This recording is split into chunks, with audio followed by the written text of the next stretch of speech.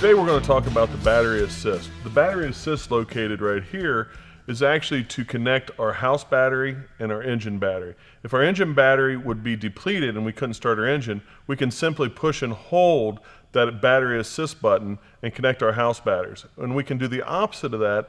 If our engine cranking battery is charged and our house is low, we can push and hold that button and actually jump start our generator in the rear to start charging our unit. Located right of the fuel pedal is a cable. That cable disconnects the engine start battery from Mercedes. In long-term storage, I would disconnect that cable, but you only want to disconnect that cable after the vehicle has been shut down for 10 minutes. This cable is located just right of the fuel pedal. You have to push down on the red cap and pull out. Underneath our driver's seat are three important fuses. F12 is for our step and awning. F11 is our monitoring system or camera, and F10 is the buzzer or step alarm. Here we want to go over our switches on the inside of our van. The first switch is our main disconnect switch. In the up position, you'll see a light on here, and that's actually giving us power on the inside. If we was to put it in the down position, this light would start blinking and then go off, and our interior lights would go off.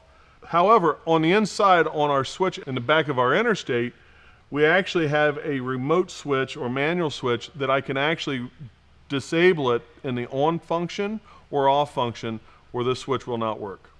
Our next switch here is for our tank heaters. If I push this in the up position, this will actually send power to our heat pads, and our heat pads will engage at a temperature below 44 degrees and stay on until the tank temperature is 64 degrees. The next switch here is for our step. In the up position, as long as we open and shut the door, our step will extend and retract based on the door position. If I want to leave the step out while my door is shut, I simply want to push this switch in the down position or hold position, so when I shut the door, the step stays out. The only way that step will now retract is if I start the engine. The next bank of switches is for all of our lighting. The first switch is for the exterior sidewall patio light. The next one is our aisle lights down at our floor level.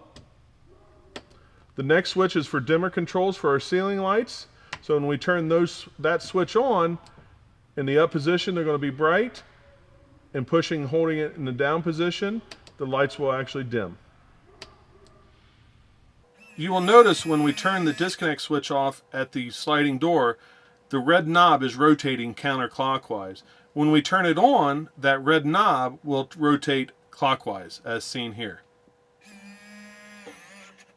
So if we manually disconnect our 12 volts from the red knob underneath our jumper seat or disconnect switch, if I was to actually push in and rotate just a little bit more clockwise, I've disabled my switch at the sliding door. So if I was to actually shut my disconnect switch off at the sliding door, this red knob will not rotate. As you can hear, the motor is actually rotating, but the knob is in the locked on position. So all the 12 volt will stay on. So all I would need to do to reset this is turn the disconnect switch on. Once I have the disconnect turned on, it will rotate back to the on position. I can push in on this and just rotate just a little bit counterclockwise. And now I've re-engaged that, so I can shut it off from my remote switch at the sliding door. So in the off position, to disable that, I want to push in and rotate counterclockwise. And now if I turn my switch on at the sliding door, my 12 volt will not come on.